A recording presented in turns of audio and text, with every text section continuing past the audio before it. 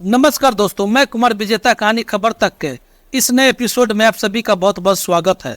10 जनवरी 2018 का दिन था। कोलकाता शहर में काम करने वाले एक लड़के को आज 1 महीना काम करने के बाद उसे कंपनी से पहली बार पैसा मिला था। पैसा मिलते ही उसके दिमाग में कुछ अजीब सा ख्याल आता है और शाम होते ही भारत के सबसे मशहूर रेड लाइट एरिया सोनागाछी पहुँच एक कोठे के अंदर चला जाता है। वहाँ देखता है कि एक से एक खूबसूरत हसीन लड़कियाँ उसके ही जैसे ग्राहकों का इंतजार कर रही है। वहाँ जो भी लड़कियां बैठी थी सभी ने छोटे छोटे कपड़े पहन रखे थे और उन छोटे कपड़े में सारी लड़कियां कहर ढा रही थी। यह सब देखकर लड़का बेकाबू हो जाता है। फिर उन लड़कियों में से अपने लिए एक लड़की पसंद करने के लिए इधर उधर नजरें घुमाने लगता है। तभी एक लड़की एकदम पास आकर कहती है कि भैया आप इतने दिनों से कहाँ थे। और जब लड़का गौर से देखता है तो एकदम से हैरान हो जाता है। वह लड़की कोई और नहीं बल्कि उसके ही गांव की काजल होती है जो रिश्ते में उसकी बहन लगती है। तभी वह लड़का पूछता है कि तुम यहाँ कैसे पहुँच गई। तो लड़की कहती है कि यहाँ बात करना अच्छा नहीं होगा, चलो अंदर अंदर बैठकर बात करते हैं। लड़का और लड़की दोनों एक ही गांव के पश्चिम बंगाल के रहने वाले होते हैं।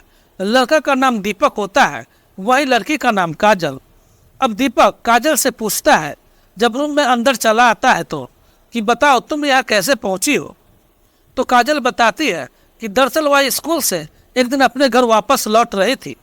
तभी अचानक से एक 4 चक्का गाड़ी उसके साइकिल के पास आकर रुकती है और 2 लड़के उसे ज़बरदस्ती खींचकर गाड़ी में बैठा लेते हैं और उसके बाद उसे कुछ सुंघा देते हैं जिससे वो बेहोश हो जाती है। और लगभग 3 दिन के बाद जब उसका आँख खुलता है तो वह खुद को इस रूम में और इस कोठे पे पाती है। फिर उसके बाद इस कोठे की मालकिन ने मुझे इस धंधे को करने के लिए बोली, लेकिन मैंने साफ साफ इनकार कर दिया तो इन लोगों ने मिलकर मेरे साथ बहुत मारपीट की, यहाँ तक कि मुझे 15 दिनों से टॉर्चर कर रहे थे। फिर आखिरकार मैं इतने दिन टॉर्चर सहने के बाद एक दिन टूट गई और इस धंधे को करने लगी। और इतना कहते कहते काजल सुबह सुबह कर रोने लगती है और उसकी रोने की आवाज़ कमरे के बाहर तक चली जाती है। और वहाँ बाहर बैठी एक लड़की तभी आती है और एक ही झटके में दरवाज़ा खोल देती है। और वह लड़की देखती है कि दोनों अलग अलग बैठे हैं जैसे एक भाई और बहन बैठे होते हैं। तभी लड़की पूछती है कि क्या बात है काजल, तुम रो क्यों रही हो, कोई बात है तो बताओ। तो काजल कहती है ऐसी कोई बात नहीं है। लेकिन वह जो लड़की होती है उस कोठे की बहुत पुरानी लड़की होती है। उसे समझने देर नहीं लगता है कि यह लड़का इसके जान पहचान का है। और काजल को थोड़ा गुस्से में दबाव देते हुए कहती है कि सही सही बताओ यह लड़का कौन है, नहीं तो यह लड़का यहाँ से बचकर नहीं जा पाएगा। मैं अभी के अभी जाके सारी बातें कोठे के मालकिन से बता देती हूँ। तो काजल कहती है कि नहीं बहन, ऐसा तुम मत करो। एक तो मैं यहाँ आकर फंसी चुकी हूँ, यह लड़का मेरे गांव का भाई है। अगर यह बात कोठे की मालकिन जान जाएगी तो इसकी भी जान खतरे में आ जाएगी। एक तो मैं बर्बाद हो ही चुकी हूँ और मेरे साथ ये भी लड़का बर्बाद हो जाएगा। इतना सुनने के बाद वह जो लड़की थी वह लड़की बांग्लादेशी थी। वो भावुक हो जाती है। उसका नाम शबनम होता है। वह कहती है कि संजोग से तुम्हारा भाई यहाँ पहुँच गया है, लेकिन मैं तो बांग्लादेश की हूँ, मेरा यहाँ कौन पहुँचने वाला है। और उस लड़के से जो दीपक होता है उससे भी कहती है कि देखो भाई, मेरा तो कोई यहाँ नहीं है, लेकिन तुम इसके भाई हो, इसके गांव वाले हो, ऐसा करो, कोई उपाय करो कि तुम यहाँ से इसको बचा कर ले जा सको। तो दीपक बोलता है कि ठीक है, मैं कोई उपाय करता हूँ, लेकिन बहन तुम यहाँ कैसे पहुँच गई बांग्लादेश से। तो वह बताती है कि अपने बच्चों को घर पर छोड़कर एक दिन मार्केट गई थी और मार्केट से लौटने के वक्त वह गलत ऑटो में बैठ गई थी और वह गलत ऑटो उसे कहीं दूसरे जगह ले गया था। तब तक शाम हो चुकी थी और जब उसे एहसास हुआ कि यह तो गलत रास्ते पे आ गई है तो वहीं पे वह रुक गई। तो उस ऑटो वाले ने कहा इस शाम में तुम कहाँ जाओगी, तुम्हें जाते जाते और लेट हो जाएगा। ऐसा करो कि मेरा घर पास ही में है, वहाँ पे मेरे बाल बच्चे भी है, माँ बाप भी है और पत्नी भी है। तुम भी मेरे पत्नी के साथ एक रात रुकना, कल फिर मैं सुबह तुम जहाँ से आई हो वहाँ पहुँचा दूंगा। वह उसकी बात मान लेती है और उसके घर चला जाता है। घर जाता है तो सही में उसके माँ बाप और पत्नी और उसके बाल बच्चे थे।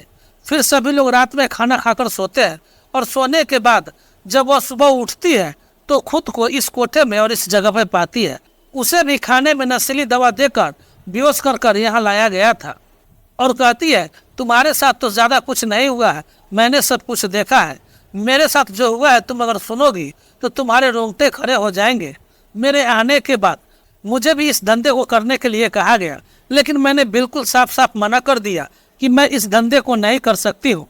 फिर मेरे साथ पहले 2-4 दिन बहुत ज़्यादा मारपीट की गई, और इतना होने के बावजूद भी जब मैं नहीं मानी तो एक दिन मुझे कमरे में हाथ पांव बांध दिया गया, और फिर मेरे रूम में 4 लड़के चले आए, और फिर चारों लड़के ने मेरे साथ बारी बारी से ज़बरदस्ती करते रहे।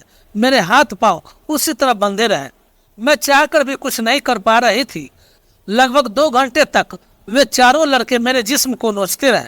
फिर उसके बाद जब वे चारों लड़के बाहर चले गए तो फिर से 5 लड़के चले आए, और लगभग वे 3 घंटे तक मेरे जिस्म को नोचते रहे। और उस दिन पूरा दिन और रात लगभग 50 से ज़्यादा मर्द मेरे संगी से खेलते रहे, और मेरा उसी तरह पलंग पे दोनों पांव और हाथ बंधे थे। मैं तड़पती रही, चीखती रही, चिल्लाती रही, लेकिन यहाँ सुनने वाला कोई नहीं था। इतना होने के बावजूद भी मैं धंधे करने के लिए तैयार नहीं थी। फिर मेरे साथ यह सब लगभग 10 दिनों तक लगातार चलता रहा।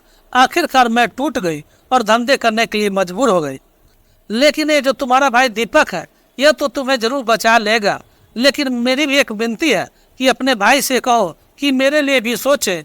अगर मैं भी यहाँ से बच के निकल जाती तो मैं अपने बाल बच्चों के पास जाती, क्योंकि मेरे बाल बच्चे अभी भी मेरे इंतजार कर रहे होंगे, और मैं इसी आस में अभी तक जिंदा हूँ। और इतना सुनने के बाद दीपक वापस अपने कंपनी लौट आता है, और अपने कंपनी के मालिक को हाथ जोड़कर विनती करते हुए कहता है कि ऐसी ऐसी बात है, सारी घटना, सारी कहानी को बताता है। तो उसके मालिक कहते हैं कि तुम चिंता मत करो, मैं अभी पुलिस से बात करता हूँ और तुम्हारी बहन को जरूर छुड़वा दूंगा। और फिर दीपक के मालिक पुलिस थाने में फ़ोन करके पुलिस को सारी जानकारी देती है। पुलिस फौरन एक टीम गठित करती है और कोठे पर जाकर छापा मारती है, जहाँ काजल और शबनम के साथ साथ बहुत सी लड़कियां इस दलदल से बाहर आ जाती है। और इधर दीपक पुलिस के छापामारी करने से पहले ही काजल के पिता को सारी जानकारी दे देता है। काजल के पिता भी अपने बेटे के साथ और अपने कुछ परिवारों के सदस्य के साथ उस जगह पहुंच जाते हैं, और फिर अपनी बेटी को अपने साथ लेकर वापस घर चले आते हैं। तो दोस्तों, यह थी आज की सच्ची कहानी।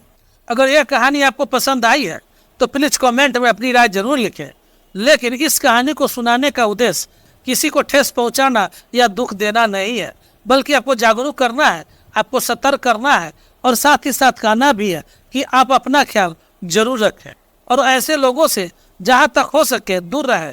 तो चलिए मिलते हैं फिर अगले वीडियो में। तब तक के लिए मुझे इजाज़त दें। जय हिंद, जय भारत।